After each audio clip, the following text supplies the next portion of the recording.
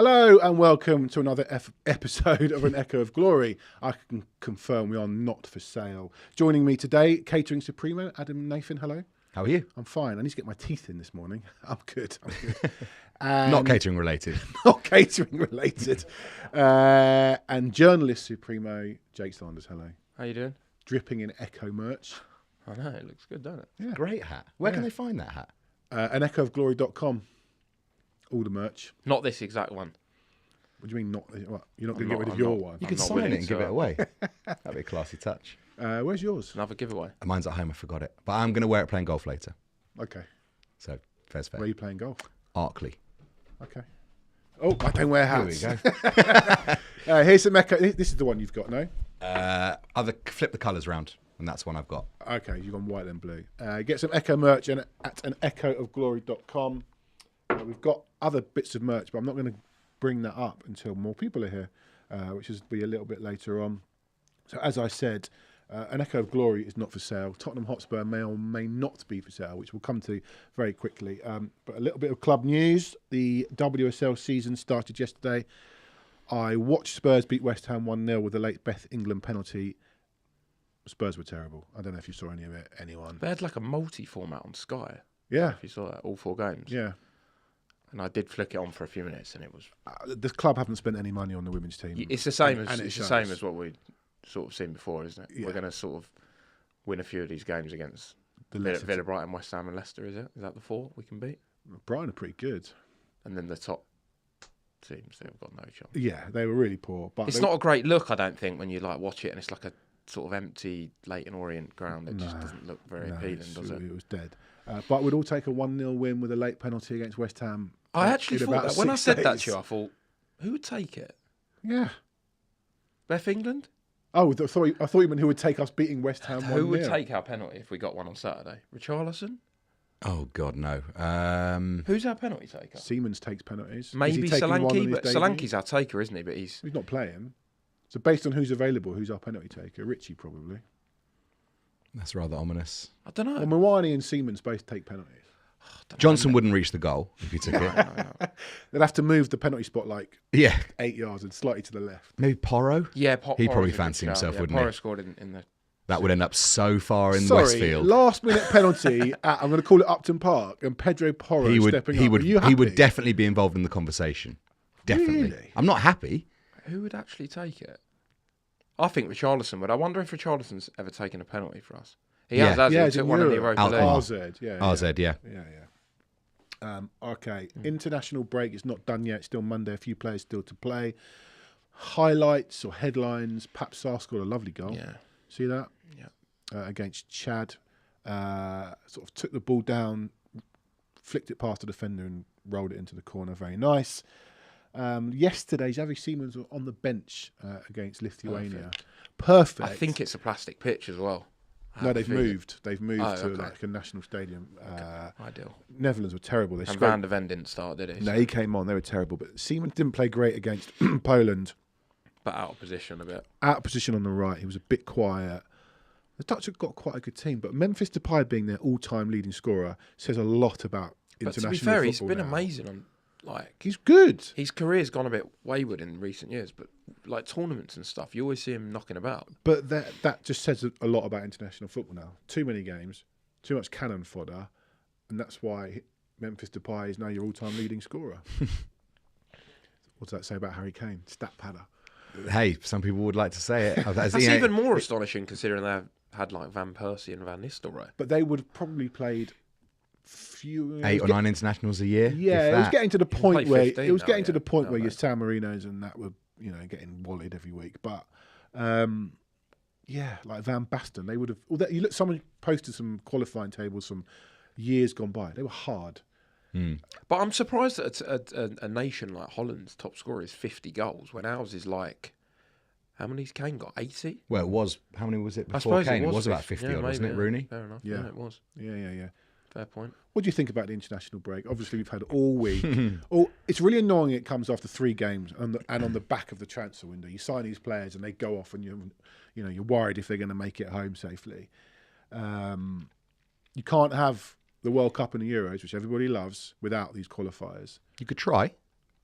What, you just pick the same? Yeah, we'll just do the top rank 32. Just get Rod Stewart to put all the balls in the hat and just draw them out.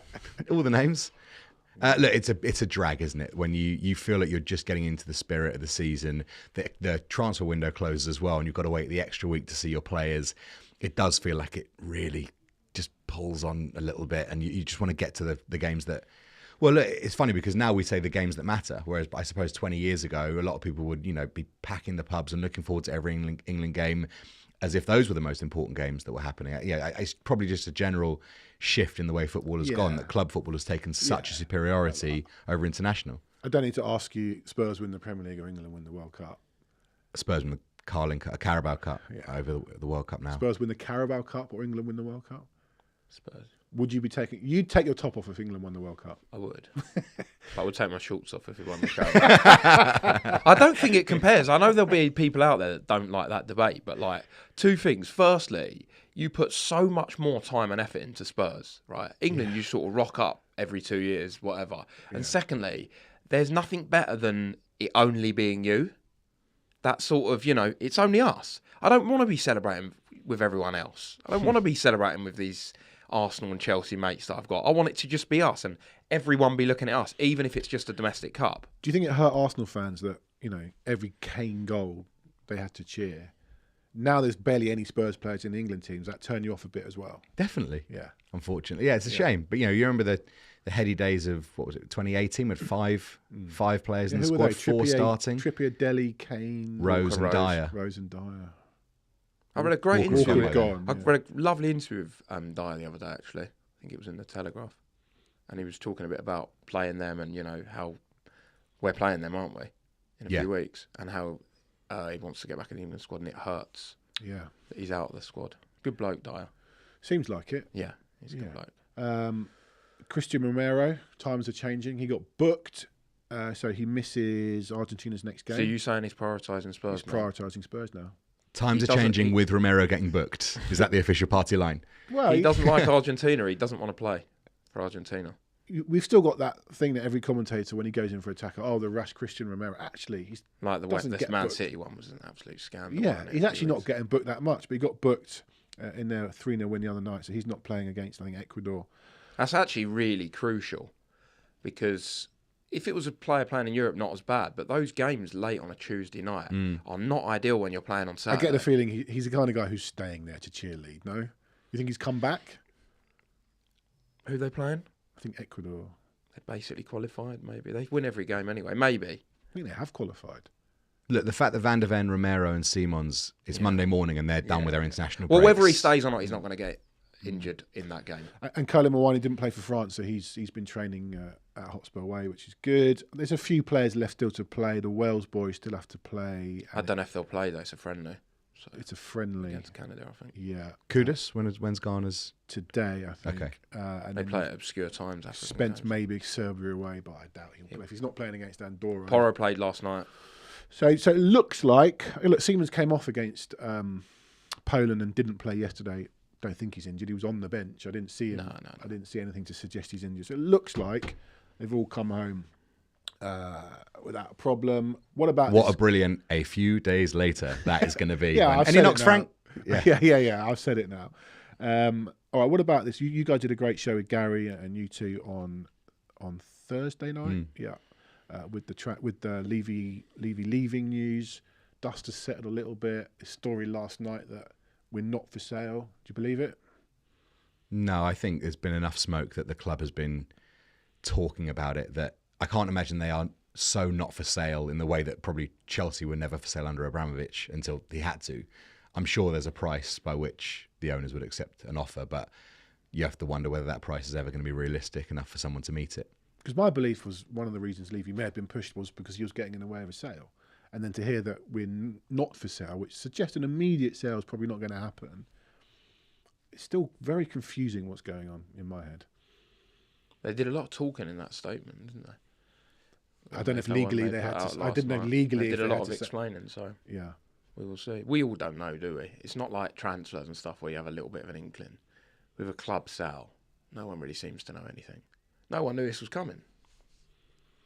No, that was like an old school transfer. That Levy thing. It was. What was the last Okay, Odebear came out of nowhere, but exciting No. transfer. But Modric, Odebear, there was that Belgium journalist that did it. 15 minutes before. Yeah, this was like Modric. the one that always sticks to me is, I don't know why, not Spurs, but Danny Ings, when Danny Ings signed for Villa a few years ago. Yeah. Club statement. Do your research. Danny Ings, club statement, not one link. That's what it was like. I think Bissouma, I woke up, just scrolling through Twitter, and Gary Jacob from the Times just wrote Spurs are signing Bissouma from nowhere. It wasn't even a link. It was just Spurs have, agreed to. I agree with George. Usually when you do too much talking, you're either hiding something or you're trying to sell something. Yeah, that's what I said. Yeah. I don't, as you say, I don't know legally what they, were not meant to say. But I think you're right, Ad. They would, if the price is right. Producer James thinks we're for sale.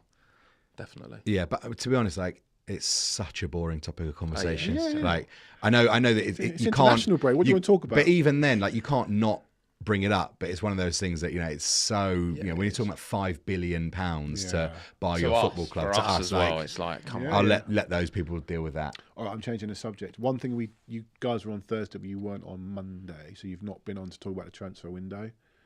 It's shut. Are we one short? Give it a rating out of 10. Come on. I feel like Spurs transfer windows, and Ad will probably agree with this, it's always, even when we do good, there's always a but. There's never not been a but at the end of a transfer window, has there? It's always like, it was really good, and the players we signed I'm really happy with.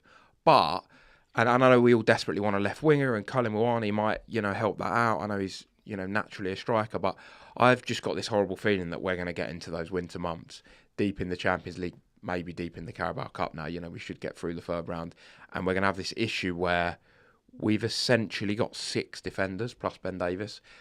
That is Why does he always get a plus? That is not because he's because he's sort of nor here nor there. He can play in the back 3 now, and he can play at left back. Defender. Okay, 7. Nice. 7 still doesn't seem enough. I saw a tweet yesterday about Arsenal strength in depth. They've got I know they've spent a ton, but their back 4 is amazing. They've got 2 players for every position. They're whereas you look now and you just think, any injury to Van der Ven and Romero, who have not been able to prove themselves really ever, right, we are massively under the cosh. We've got Danso coming in, who's fine by default. Then what? Dragusin is redundant at the moment. He's not in the Champions League squad. And I think it was more 2 than none defenders. I think it was more some sort of fullback and some sort of centre-back that can also play fullback, maybe. It was more a 2 than none, in my opinion. And we got none. So I'd probably rate it a 7 just because of the quality of player that we've signed, and potentially we've signed 4 players for our best 11, maybe 3. Well, Siemens, Kudus and Paulina are all in our best team right now, right? Mm-hmm. We can agree with that. Mm-hmm. Maybe Kolo Muani if, someone gets injured. Yeah. No, and you don't think he's a guaranteed starter? I don't see him coming straight into the team down the middle, and I reckon Johnson plays on the left against West Ham, for example, which I know is It's interesting that a bloke that PSG are prepared to spend £95 million on, I'm not sure I disagree with you, but he wouldn't be an automatic starter. But I just think he's one of those classic players that fans go, yeah, get him in, we'll stick him on the left. And it's like, yeah, but does the coach see it like that? But I think it was the window in terms of building the first 11, we are much, much better, in my opinion. Yeah. Kudus is quality, Paulini is brilliant, Siemens, from everything we know, is brilliant. Kolo Muani, no one's watched him loads, have they? I know he had a good spell. He had a great spell at Frankfurt. He was brilliant at Juve. Did well at the Club World Cup. Not really done much in between. But, 7. I wanted Lookman desperately. That would have put it to an 8. And a defender in Lookman would have basically put it to a 10, wouldn't it? That would have been a perfect window. But a 7. Yeah, I think it probably is a 7, but this window is harshly treated because of how awful last summer's window was for progressing the first team. You signed Solanke, who we've not really seen yet, so that's a problem. And then there's 0 other first-team players that were signed last summer. So obviously Bergvall has progressed into someone that we think is a first-teamer, but the other ones, Gray, Odebear, these sorts of players who need to play, what do you do with them? Because we're now in the Champions League, we haven't got as many free games to throw away. So we did so little to impact the first team last year that this summer we enter it needing the same things that we needed last summer: another centre-half, left-back, left winger, and then also all the stuff you have to do this summer, number 10, another player on the right, defence midfielder, and it's not realistic to get 7 first-team players in one summer. So I think we're still sort of counting the cost of the just disaster that last summer proved to be. And I'll keep hammering that because I just think overall that set us up so poorly that's going to take 2 to 3 windows to solve the issues of one. But I think ultimately, and this is an analogy that I'm stealing from both your favourite NFL sport, is that, you know, if you treat players like a Jenga piece and if you pull the wrong Jenga piece out, the whole thing collapses.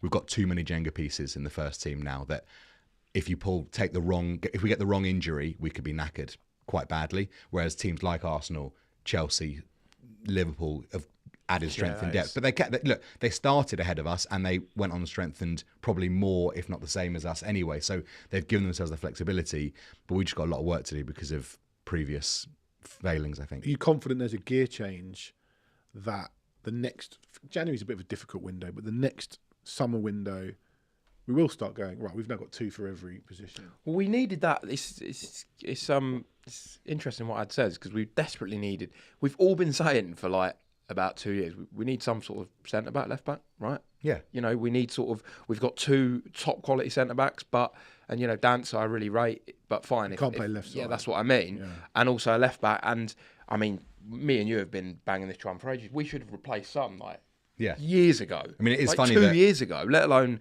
we should have replaced someone he was there. Yeah. He should have had someone in there. It's quite funny that like the biggest talking point of the European squad is missing out is a left winger having to be dropped because we've got so many when all of us actually think we haven't got any left wingers. It's quite a funny. We've just got a load and none are really good enough. You can look and think we've got 6 players that can play on the left.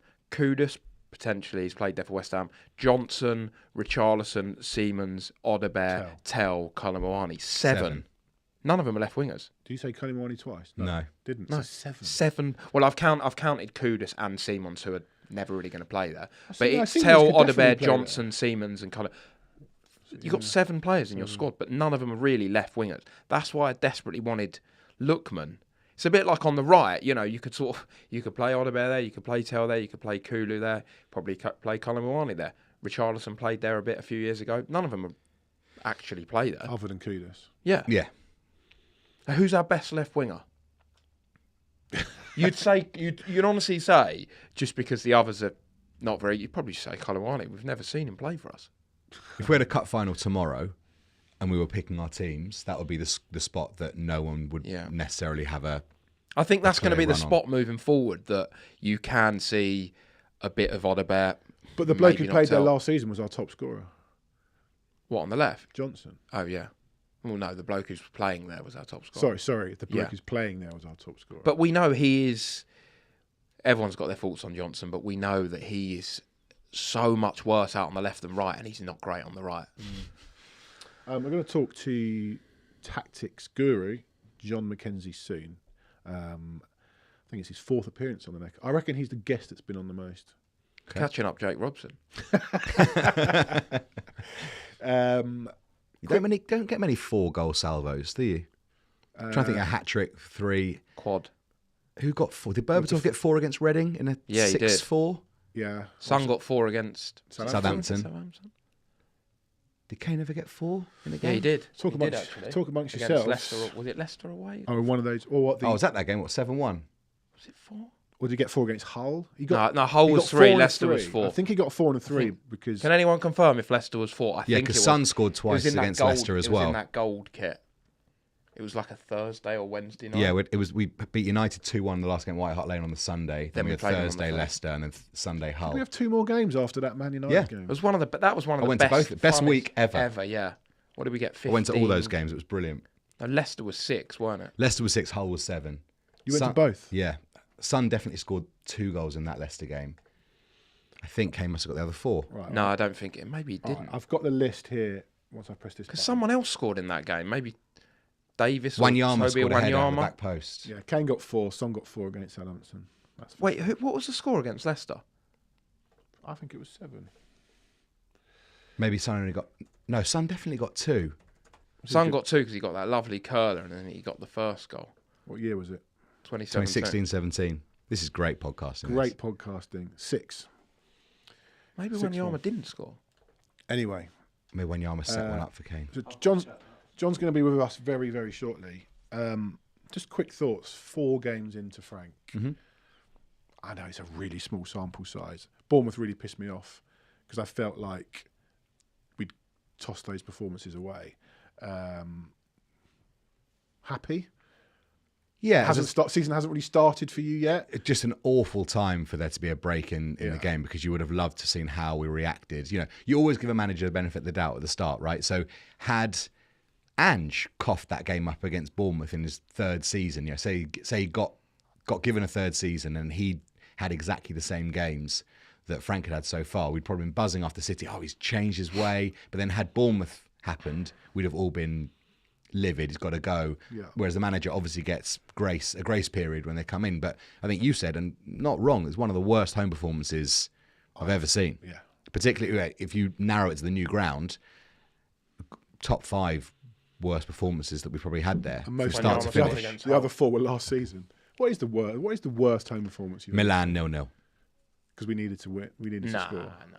Oh, we were so bad. Whatever at that ground. When he took Kulusevski off for Sanchez needing a goal. I think one of the worst was we played Wolves at home and we were 2-0 down very early under Conte. And it was so bad. And I remember thinking that day, this could get really ugly. And I think we just lost 3-2 to Southampton on the Wednesday night at home. Yeah, as well. and I think it was when Kolo came on. And did we lose 2-1? Matt Doherty. No, we lost 2-0. Sessegnon got hooked after 20 minutes. Yeah, and it was so bad. And do you know what? Again, it was maybe Wolves sitting back or some poor Wolves finishing that saved us. Well, that was like Bournemouth. You said it could have been 5. My friend was away, and he said, what happened? And I said, basically, Bournemouth finishing cost us our worst ever Premier League result. Simple as that. It is. Losing 4-5-0 at home to Bournemouth. That possibly never would have been topped. Well, as I asked Dad, we're only 4 games in. We've had some good performances and a really poor one, but I know the season hasn't really started yet. But you're happy where we are? End of the window, Frank in charge. I think the thing is with us, and it always reminds us of that sort of Ipswich Leicester thing. It's that if we'd lost to City and played okay, fine, and then beaten Bournemouth, the feel would have been a lot better. But the problem is with Spurs, it's so extreme to extreme, and it's like you get so high and it turns you off so quickly, and it's like, oh, well, was it that good the first 2 games? Well, yeah. But the thing that actually gave me a bit of encouragement is Bournemouth was so bad that it has to be a one-off. Yeah. Well, it was that bad. If we'd lost and not been very good, missed a few chances and got beaten 2-0, I'd almost be more pissed off. It was so bad that I've gone, you've just got to write that off. Because we can't possibly play that bad. We won't play that bad all season. Let's ask John. We won't. James says John's here. Is he here, James? Let him in. I refuse to believe we play that bad again and we could get beaten by 4. Palace at home last year was bad. They could have scored 7. Yeah, but those games aren't proper games, are they? Here he is. Hi, John. Can you hear us? I can hear you. Can you hear me? Yes, I can. I was saying, I think this is your 4th appearance on an Echo of Glory, which would be a record. So congratulations. Of all the things you've achieved, this must be up there. yeah, definitely. So we're just talking about thank you for joining us again, The Athletic's Jon Mackenzie. We're just talking about our start to the season. We're pretty happy. We've seen 3 different formations in 4 games. Obviously, the Bournemouth game was pretty poor. How have you seen the start? But also, what can we really expect from Thomas Frank? Yeah, I mean, I think what you've got from Thomas Frank is what we expected from Thomas Frank, right? You've already mentioned the fact that there's like a level of flexibility there. And I guess, I mean, I'm loath to use the word pragmatism because I think people misinterpret the word pragmatism. But if we take the word pragmatism to mean optimizing your chances of winning, I would say that's very much the concept behind what Thomas Frank is doing. I thought, potentially the first game, the game against PSG, was the one which you got the sort of full gamut of what I expected from Thomas Frank, which is, maximising fine margins such as set pieces, finding a way of causing problems for a big team, but then not having the capacity to be able to hold on to that lead and generate the sort of control you might need in order to carry that winning game state through to the end. Is that a personnel thing, John, or that's not a Frank thing? I think it is a Frank thing. And again, it comes down to this question of when you're a team like Brentford, what you were expected to do to get wins against other teams is to, have maybe a bit more of a smash and grab mentality where, and again, that's not to diminish what actually occurred in that game, but it's very much, you take your chances, you fashion your chances through set pieces in this instance. But then the question is, well, how do you play when you're sitting on a winning game state? And in that game, it ended up becoming sitting deeper and deeper and deeper, and just allowing PSG to not have to worry about ball progression at all, and simply construct wave of attack after wave of attack. There's something we saw a little bit last season as well. So I think one of the big questions that there has to be about Frank going forward is, how does the personnel that he has at his disposal now change the way that he's going to play? Obviously Brentford with good players is going to look better than Brentford. But for me, the big question is, can Frank evolve that play style to introduce some of those elements that he hasn't needed to use at Brentford that can help him to become, pragmatic, but in a different sphere of the Premier League table. So I think what we've seen from Frank so far is good signs. The benefits that you get from having a coach like that, in terms of introducing structural ideas that are going to be solid. The players are going to be able to move, as you said, between tactical systems, depending on which team they're facing. But there is still room for, I think, development on his part, because it's been a long time since he's coached a team that are expected to be as dominant in some games as Spurs are. I watched your excellent piece recently on Spurs signing Xavi Simons, a player we're all excited about. And I'll bring up this image, and I hope it comes up, from the Bournemouth game. Is it here? Oh, man. This is hello darkness, my old friend. Nuno. Yeah, it's Nuno. We saw it underhand a little bit. I mean, you could drive a Thomas de Frank engine through that. There's nobody between. I think is that Van der Ven on the ball, and there's nobody. And I watched your piece, and you mentioned Xavi Simons actually being a bit of a pivot player, picking up the ball in that 6-0 loss Leipzig to Bayern, picking up the ball off the back four, maybe off the defensive midfielder. For me, when we signed him, I've watched him a bit for Leipzig in the Netherlands, and fans might think, actually, isn't he going to be doing his work 10 yards outside the opposition penalty area? But actually, do you think we're going to see less of this now with Xavi Simons in the team? Yeah, one of the things we saw from Frank at Brentford was the fact that he likes to have a solid double pivot from a defensive point of view. And we've seen the same thing really happening at Spurs with Palhinha brought in alongside, it's been Bentancur for the most part. That's a very solid, defensive pivot, but it's not a pivot that's going to give you a ton of ball progression. And the same is true, largely speaking, at Brentford. They had Christian Norgard, and Vitaly Janelt by the end.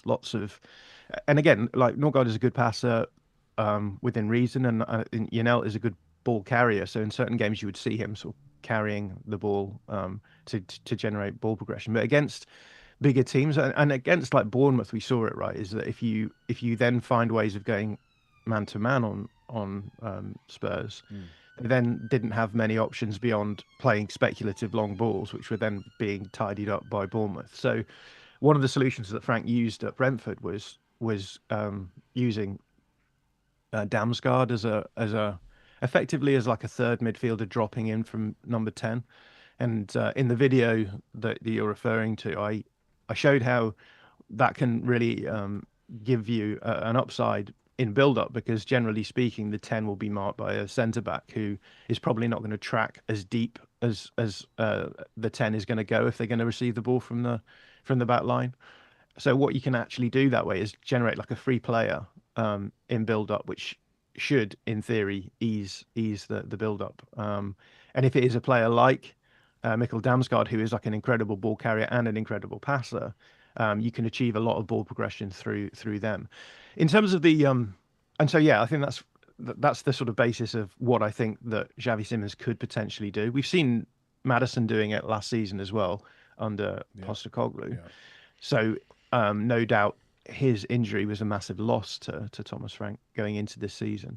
But I think that Xavi Simons can do the ball reception between the lines deeper, and is both a good progressive passer and a good carrier of the ball as well. So I think that he will be part of that solution. But in terms of the big spaces in the central midfield area, I mean, the reality is that Frank likes to progress the ball in the wide areas, right? And if you progress the ball in the wide areas, then you want to get your players in the wide areas, and there can then be a tendency to let the centre empty out a little bit, and it becomes a problem, right? Because I think teams then can overload in the wide areas defensively, and it reduces your ability to be as effective and sustainable at ball progression. So I think again the tactical diversity is always a really important thing. If a team is threatening through the middle and through the wide areas, it's much harder to defend against them than if the team is just going to be dangerous in the wide areas. And almost inevitably, teams that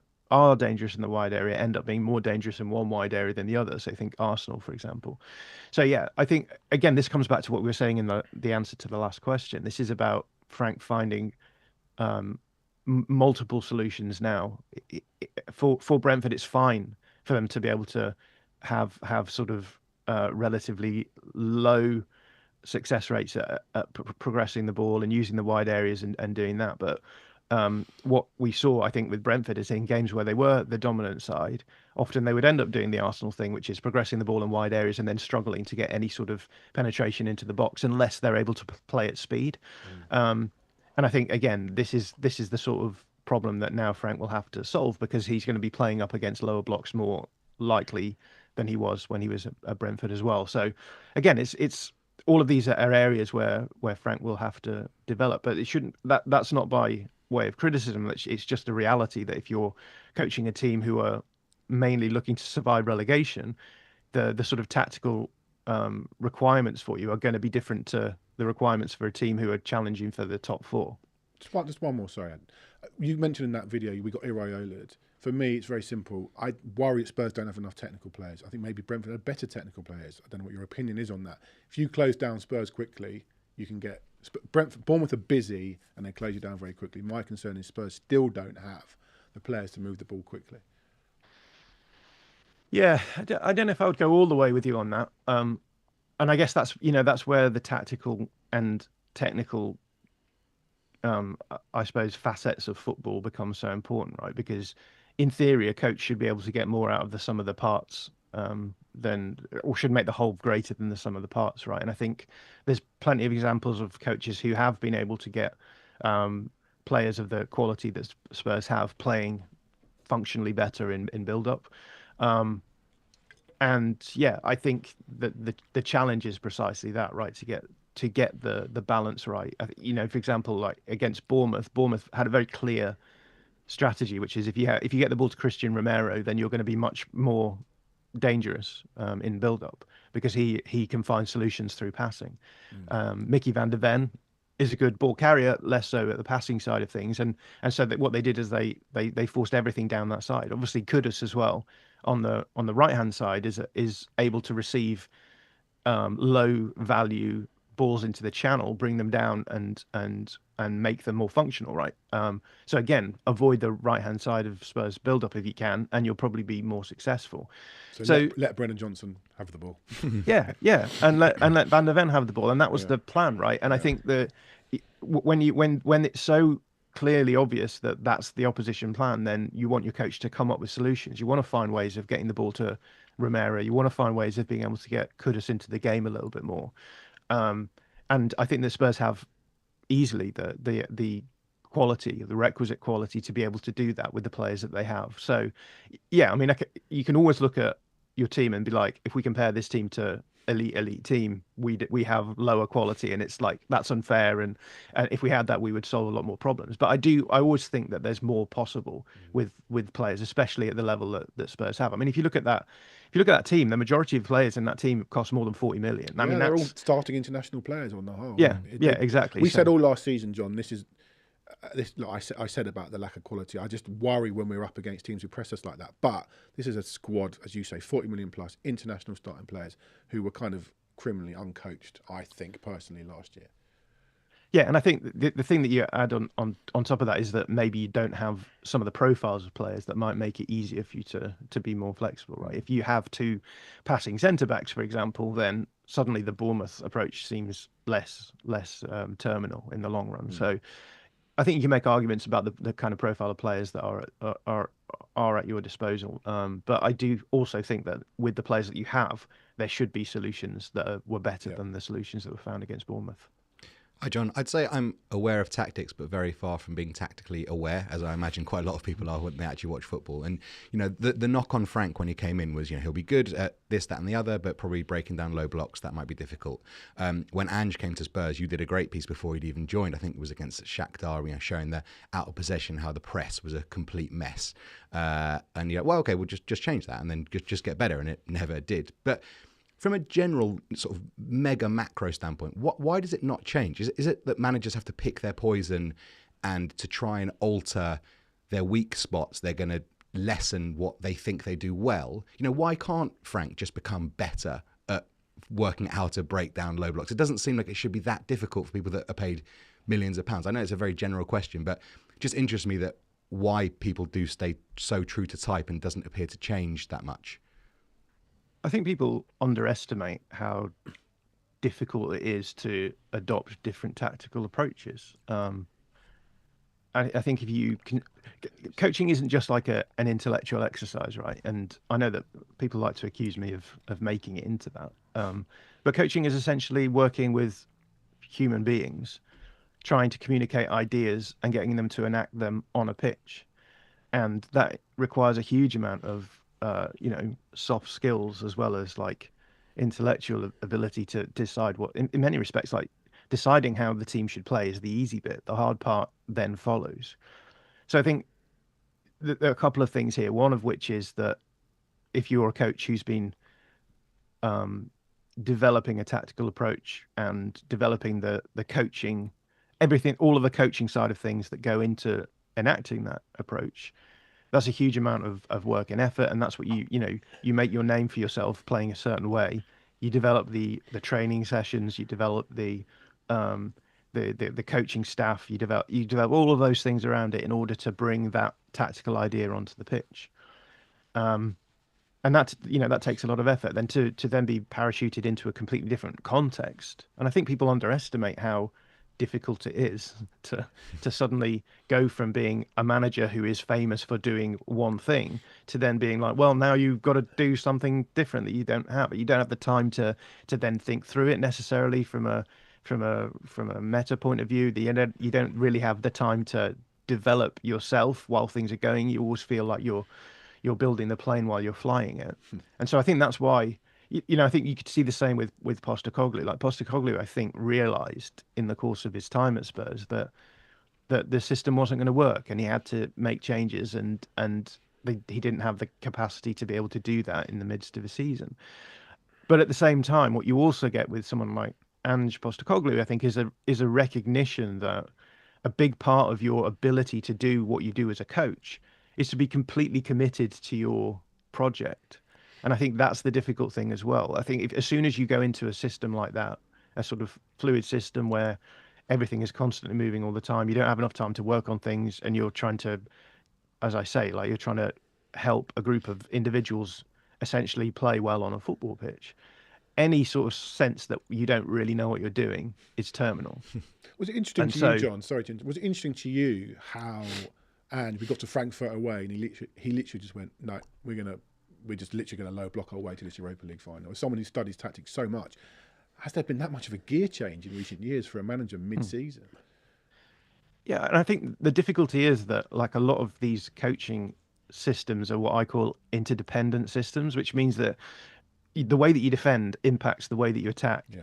And the way that you attack impacts the way that you defend. So if you make a big sweeping change in one, it can lead to this series, like this cascade effect where little like effects that you just had no idea would crop up somewhere else start happening, right? So I think people always think, well, why don't you just make a few tweaks to your system? As soon as you start doing that, suddenly the whole system can fall to pieces.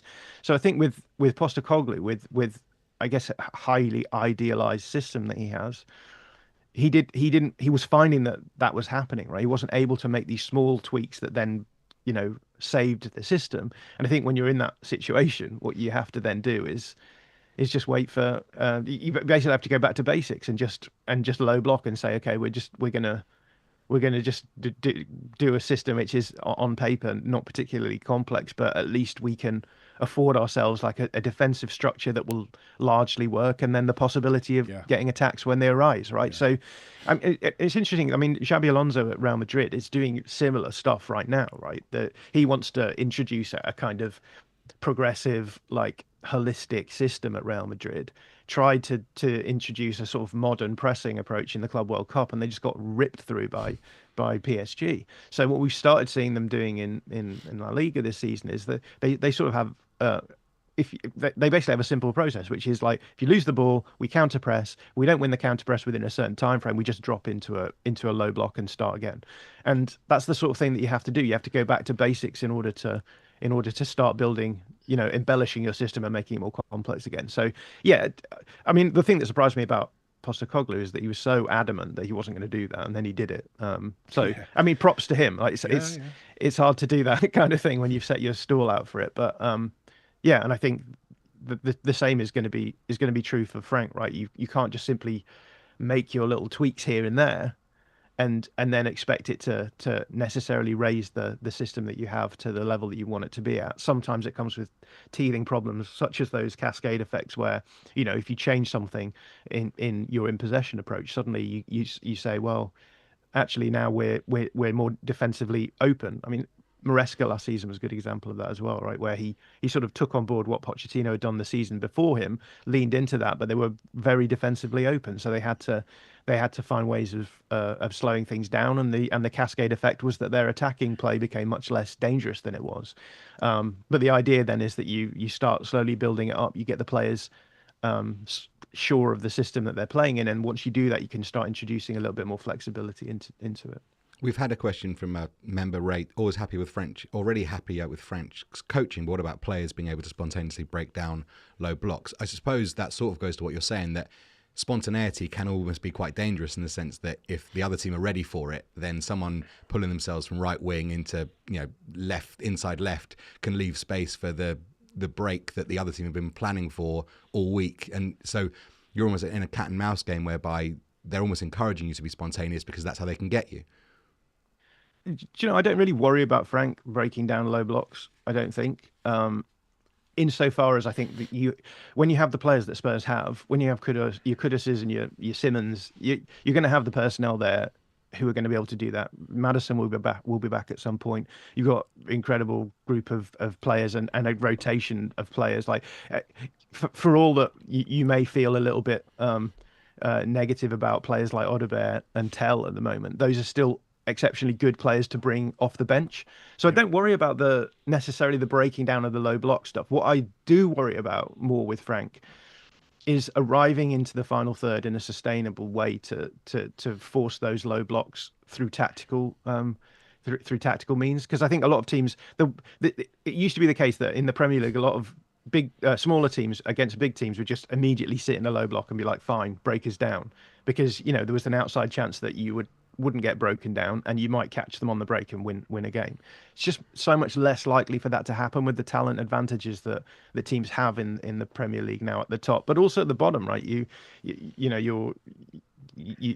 Teams at the bottom have the players to be able to counter on you and cause you problems anyway. But that's what I think what I worry about with Frank is that against those teams that are lower down the table, they're just going to mid-block and stop you from actually being able to progress the ball into those final third moments where you have dominance, and because like you say, like having good players is basically what you need to break down low blocks.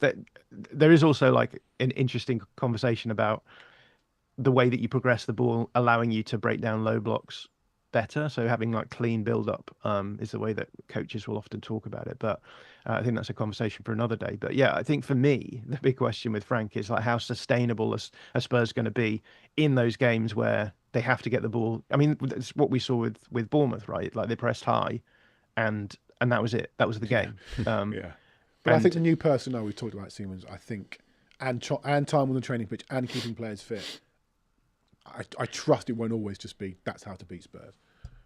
Yeah, Bournemouth are one of the best teams in the world at pressing. So it's not just a case of if a team presses you high, you're going to have those problems. You're not going to be playing against Bournemouth every week. But yeah, and solutions will be found, and as we said, like Simmons offers a solution to those problems. So that in and of itself, that's not even like a hard solution, right? It's like we don't have this profile of player really. Now we've got one, so it gives us something. So yeah, I would be positive for sure. But I think that the difference between Postecoglou and Ange is that I think the difference between Postecoglou and Frank is that with Postecoglou, I think he's potentially like a ceiling raiser coach, right? I think that if his system works, then the possibility is that it carries you to a much higher level than you might expect. But Frank is definitely a floor raising coach. Frank will make this team solidly like top 6 probably.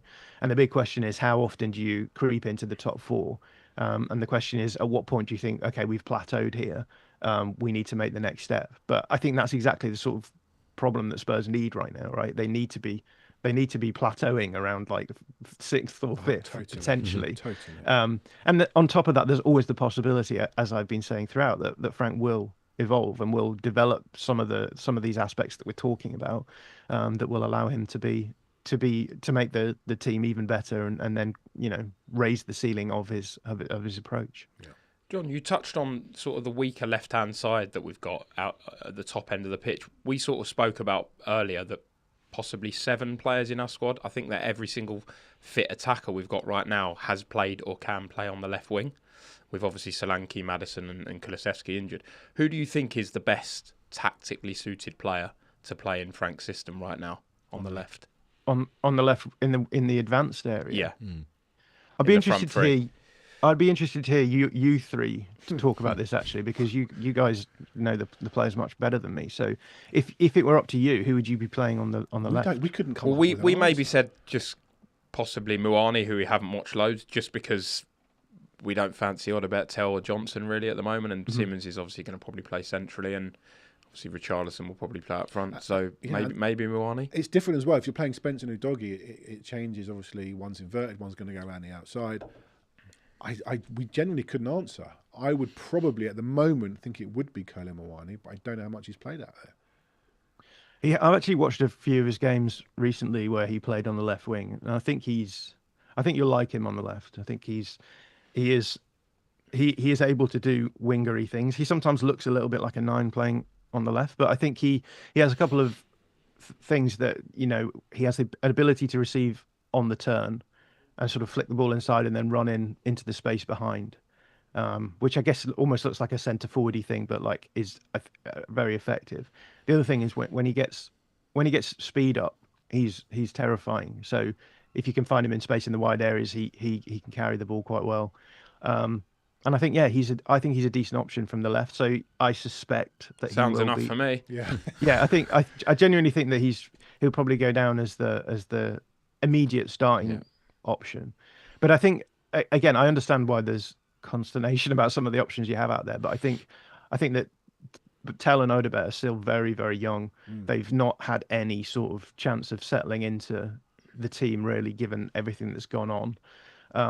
Odobert has come from, he was at Burnley right before. So again, it's a big step up. And I think part of the problem of last season was that you signed so many youngsters just thinking, well, these youngsters will develop and it'll be great. Yeah. But development is always done within the context of the club in general. And I think you've got to have the mature starting 11 to allow the young players that you bring in time to develop, and that wasn't there at Spurs. So I think with Muani you solve that, right? Because you have an immediate, and I think that's the reason he's been brought in. I know there's a lot of people saying why sign Tell and then bring in Kolo Muani, but I think this is kind of, maybe it's not intentional. I don't know. I'm not going to speculate on what's going on at the club, but I think it does work out nicely that you have a starting level player who can you sort of rely on for your first 11, but then you have players around the edges who you're like, now your challenge is to be better than this guy who's starting, and there's pressure off you because you don't have to develop on the pitch. You can develop in training,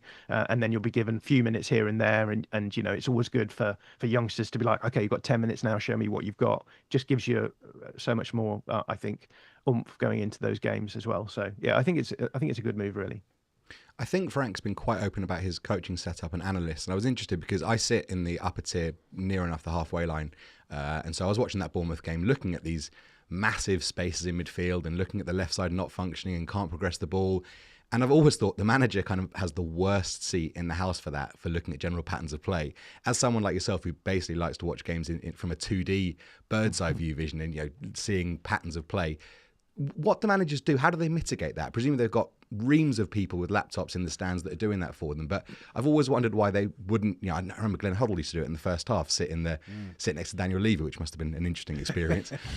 Just to try and get more of, because it is such a different feel of the game when you're up there versus down, in the middle of it. Yeah, and you'll see iPads on the bench these days. What that iPad is, that iPad is just connected to an analyst on the gantry. So the iPad on the iPad on the gantry will be constantly being fed clips, and the coaching staff up there will be saying, "Here's something that's going on. Watch this back. What do you think of this?" And usually there'll be an assistant coach whose job is to then feed that through to the manager. So these things will definitely be like being analysed in real time. And again, at halftime, what will happen is that they'll probably pick 5 clips or so that will go directly into the changing room, and the manager can then just bring it up on a board to say, here's an example of what we are doing badly and what we need to do to do better. So it's definitely happening. Was there no signal under Postecoglou last season, then, presumably? Well, no one's allowed to talk to him during the game, are they? So, probably didn't get anything until half-time. Yeah.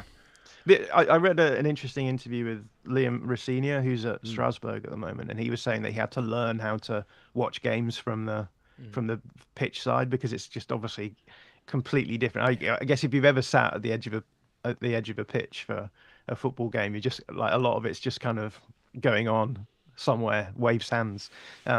So I thought that was quite kind of interesting. But yeah, and again, like the task of the manager isn't just doing all of this tactical stuff, right?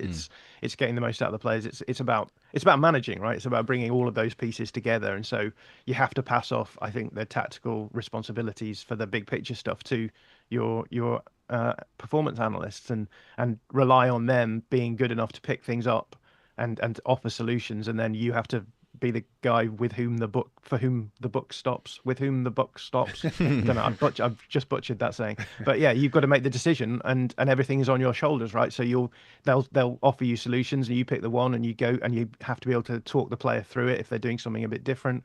You have to pick which player you bring on, and etc. So yeah, I think it's that the manager is the person who sort of pulls all of that stuff together, but there's definitely people out there in the gantries around the stadium doing the tactical analysis. I get it, really, because I was saying off air, I've resigned from my son's team after 3 years, so I'm now not pitch side. I'm standing on the grassy bank at Power League. So I get it. With your arms crossed, of course. My arms crossed. I'm like Alex Ferguson looking down on David Moyes. It's a big change for our Sunday League team. Jon, amazing to talk to you. Like I think Ad said, you're sort of aware of tactics but not tactically aware, and I'm the same. Like I'm engrossed in football all day, but to get your perspective is always amazing, which is why I always love having you back on, and thank you for doing so, and hopefully we'll have you on again soon. It's always a pleasure. I love chatting to you guys, so thanks for having me on again. Brilliant. Thanks, Jon. Cheers, Jon. Thank you. Great stuff. Brilliant. I mean, like I said to you before we spoke to him, we're 4 games in. I love seeing 3 different formations. I don't think we had 3 different formations in 2 years under Ange.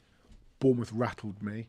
I think I was glad that the international break came after Bournemouth, because we're always glad the international break comes. Because we always lose before one. Yeah, you needed some time to cool off. Yeah, I did. But now I'm ready. Jon's calmed me. But let's talk about West Ham. It's their cup final day. I was just thinking before, when we actually last won there, I think it was the first Mourinho game, wasn't it? I think we got a bit of a dire record there. Yeah, a lot of draws, isn't it? I think it's 20, 21, 22, 23. When did we last win? 5. I think it's 5. I think it's 5 years in a row we've not we've failed to win that. It feels like it is 1-1 every year, pretty much, for quite a few years. Can you have a look? Yep. I think it's 5 years since we've won there. 3. I want to say 2 defeats and 3. I think the last 3 have been 1-1. We had a habit of like going 2 up or 3 up and then letting them get back in it. I think the last 3 away have been 1-1. Do you think? Yeah. I believe. Both under Ange were, and I think then Conte, it was Basuma's debut, I think he played in a 1-1 draw. There was one on a Wednesday night which was horrible on the Conte. We conceded from a throw-in. Someone threw it to Suchek. Yeah, it was awful. Lloris just passed it out for a laugh. Yes. So there, the last 3 have been 1-1. I don't even remember last season. No, Johnson scored early, didn't? No, Odegaard scored. that was like that era where it was yeah. just. I think it was just before, or maybe it was sandwiched between. It was the 5th of Foden May, and so it was We've just taken before. the lead in all those 1-0s, in all those 1-0s, and not won. I was actually glad that they beat Forest. I know they'll be more confident, but I didn't want to go to a West Ham that had lost 4 out of 4. I don't know why. I watched the Tottenham, highlights for that, and I know we've all laughed at West Ham, and they lost 5-1 to Chelsea. What was the other game they lost? 3-0 at Sunderland. No, 3-0 at Sunderland. They were brilliant against Forest. They were brilliant against Forest. I know you say you're glad they've won because they can't. I just didn't want that as like the Tottenham fan. No, in but me, they look good. They look big. I like the left back. The left back looks really good. And Bowen's still one of the best Top left player. wingers in the league. Like, he's absolutely top class. I think the where we can get at them is in midfield.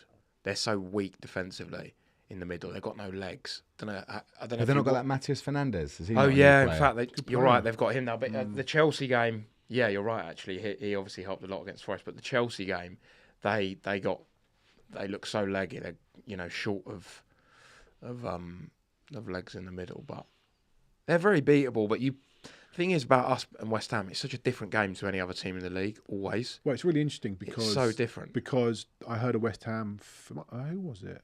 Well, someone came on and was talking about a protest. They're doing a protest against the owners in 2 of their next 3 home games, but they're not doing it against us because obviously this is their big game. They don't want to. They don't want any negativity flowing into that game. It's their big game. We joke about it. But it's a big game for us. Yeah, I know but Tottenham fan. I'm from Essex, East London, right? West Ham is a massive game. It doesn't hit the same as beating an Arsenal or Chelsea. We joke about it, but it is. It's a game I really don't want to lose more than a game I want to win. But we're entitled. They're entitled to have a big game, and we are their big game. Yeah, but it's become quite a big game for us, I think, after the Bournemouth game, the manner in which we lost. Yeah. I think if we don't see a good performance, there's not going to be murmurings Going about into anything. Champions But League. people are going to start grumbling. Well, especially because we've all laughed at West Ham having no points from 2 games. Suddenly they could be 6 and 6. But, with but us. it could be level. also, we've got a terrible record against West Ham, Arsenal, and Chelsea in recent years. We've hardly beat any of them. We've just said we've not beat West Ham for 5 years away. Yeah. Our record against Arsenal is a disgrace at the moment. I know they've got a lot better in the last 3 years. Terrible. Chelsea, you feel like we've not beaten them in my lifetime, although we have. Oliver Skip wants a win. And we need to start beating these. We should be going there and winning that game. And also, it's going to be really interesting because of Kudus. It's going to be a massive pantomime villain.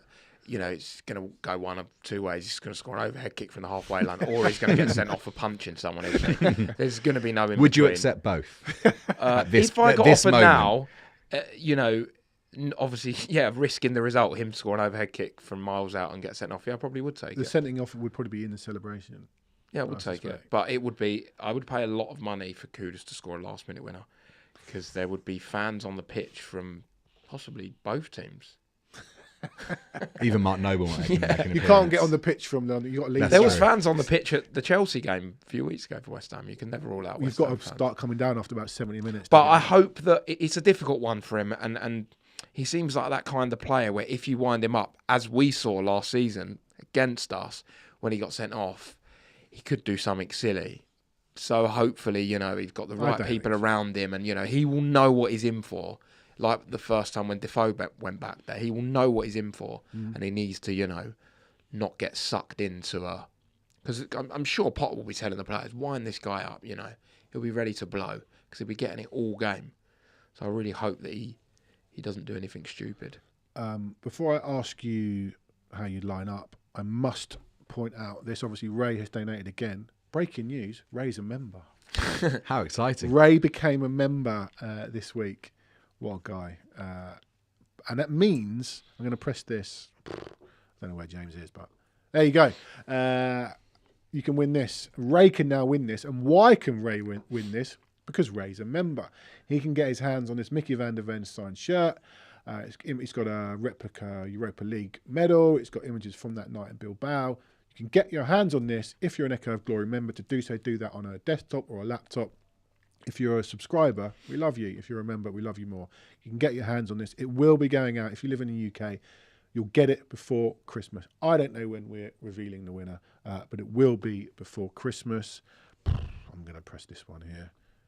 Yes. You're a pro. I know, he's moved end stream up the top because I did. You shouldn't really have access to that button at all. Not at all. Right. Everyone's fit, apart from the ones who were already injured. They've all come back. They've all got around the Grand National fences okay. How are you lining up on Saturday? This comment here is quite important, isn't it? How would you line up? Yeah. Because obviously it's the first, it now begins this period, doesn't it, of, I think it's Champions League, League Cup, which is a bit irrelevant because we'll make a load. Champions League, League Cup, Champions League. Mm-hmm. So it's like into that phase of, what we had last season, where it's just relentless, non-stop. Whatever my team is at West Ham on Saturday would be my team for Villarreal. Just pick your best team twice. Get some rhythm. But what is your best team for Saturday? Well, I've always controversially had Spence and Udogie as my fullbacks in my best team, and I still think that. I don't think Udogie's fit enough just yet for the game of that. No, and it's energy. not going to happen. He's had 2 weeks on the train, another 2 weeks. Do you know what? I could see Udogie starting in the Champions League. Yes. Home game. Yes. Yes. Villarreal half decent this season. I suppose Porro's moving the ball in an away they? Game would be. It's going to be. I think the defence picks itself. Yeah. Palhinha will play. Bentancur will play. Yeah, Siemens will play. I think this is. I wonder if we play off the left and we'll play Sarr as a 10 again. I think this is a game for Sarr. This is a Sarr game. It feels like. For me, every game's a game for Sarr. So I would drop Sarr next to Palhinha. Is there any chance he plays Sarr a bit deeper and Bentancur doesn't play and he plays Siemens, Sarr and Palhinha? Would that work? I don't know. I mean, it's nice problems to have, but I cannot work out what we're going to do. It is hard because Sarr's been our best player this season, right? Like the level that he's produced in the 4 games. I know he's not great against Bournemouth. Who was? And everyone's going, "Oh, just get Siemens." Oh, but what about Sarr? So I don't know. Maybe all the new ones are on the bench. Well, I wouldn't want to see the same team that started. No, we need one of Muani or Siemens needs to play. Definitely. I always quite like that. After the international break, it's a derby game. Get someone in there. Get someone to go at them early. Someone a bit different. I don't want to see the same thing, Johnson on the left, not fancying it in a derby game when a few West Ham fans start shouting at him. Muani's not had a game yet that he hasn't kicked a ball. I wonder. Yeah, I don't know if he'll come. I've got a feeling he might be on the bench. Siemens might play. He's not played since the Club World Cup. Nearly 2 months. I wonder whether Kolo Muani may play in the Champions League against Villarreal. Well, he'll definitely play against Doncaster, won't he? There'll be a few that will use that game, which is the week after. Yeah. Don't know. Nice problem to have. Yeah, it didn't come up in the conversation with John, but I think I would give Tell the left wing shirt on a short leash. Now, you can't put everyone out there and give them a short leash. Someone needs to be given a run-ish of games to at least try and establish themselves. You can't have someone looking over their shoulder in a game thinking, if I don't play well, I'm going to be hooked and dropped for 3 weeks. But I'm not an Odebear fan, personally. I think you could convince me that there's something to work with in Tell. And could you? Because I'm actually the opposite. Really? That's interesting. First of the 7th. 10 weeks ago, Muani last played. So I would, if it's not going to be a new player, like of the options we've discussed, well, I suppose in an away game you might want Johnson there. It's difficult to drop him. Are you saying he might start Tell? He would be, if it was just a random home game, let's say we had the Bournemouth game again and we decided we're not going to play Spence and Johnson on the left, who are you picking as left winger? I think I would give Tell a go, personally. Is it the post-Champions League axe kind of... I still got some faith in you, kind of thing. Yeah. Again, I'm sitting here. I'd be astounded if Tell plays. And as George says, I'm not ruling it out. Johnson will play and Johnson will score, probably. Yeah, probably. I don't know. We've got too many. We've actually, for the first time, we've got too many forwards. Stop buying forwards, Tottenham Hotspur. We've got too many. Buy some proper ones. We don't need that many. Yeah. All right. could play 3 at the back. Could play 3. Yeah, that is not. Richarlison and Kolo Muani up front. The thing is, where's a Siemens fit into that? As a 10. We played 2 number 10s. We played.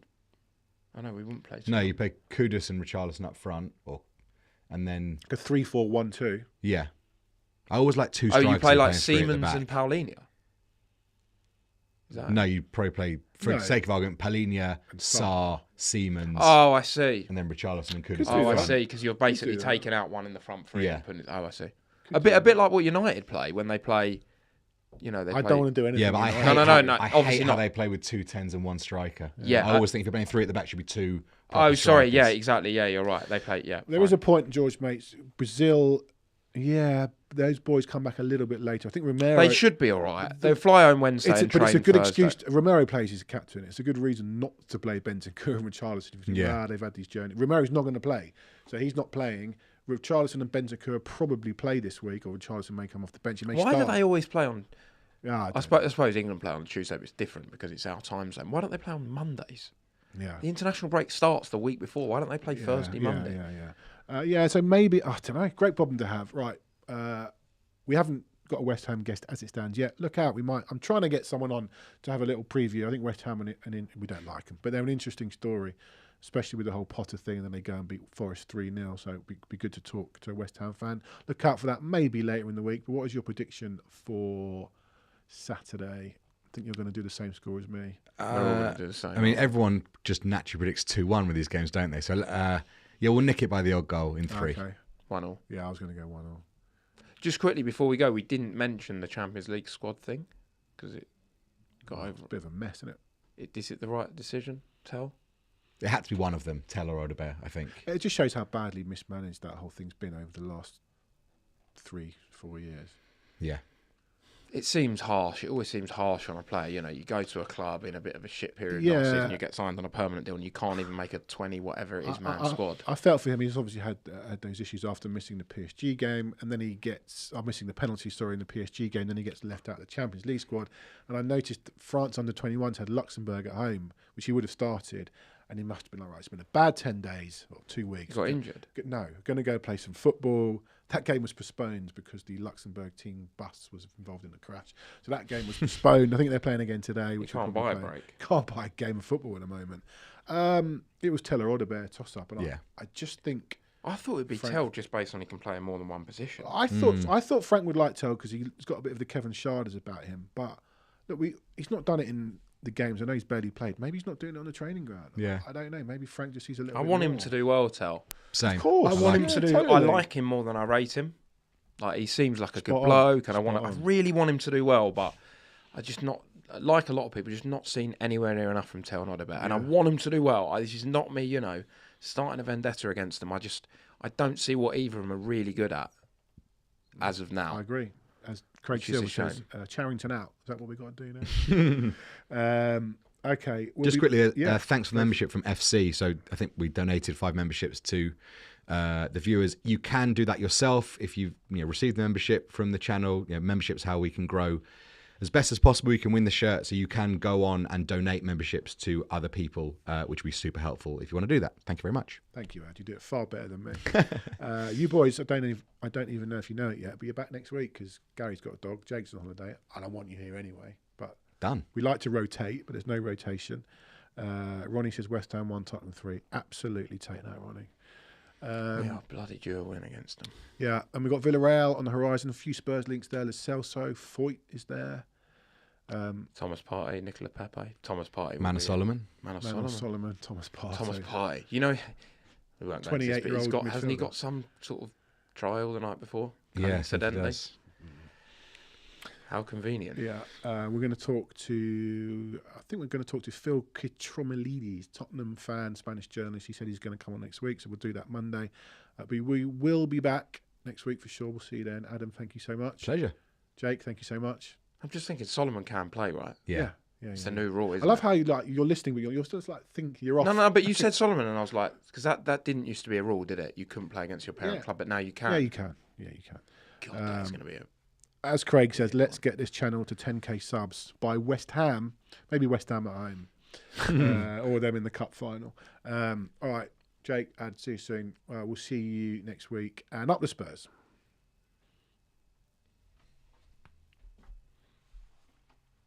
We're still here because James. Is this the moment I get to press the end stream button? I think so. Go on. Should I? Because I'm now worried if I press the end stream button and it kind of doesn't. We lose everything. It's like we've having just the done. codes and the red button. Can I press end stream? That's the whole game. I'll give him permission to press it. Nothing happened. Press the next button that says, "Are you sure?"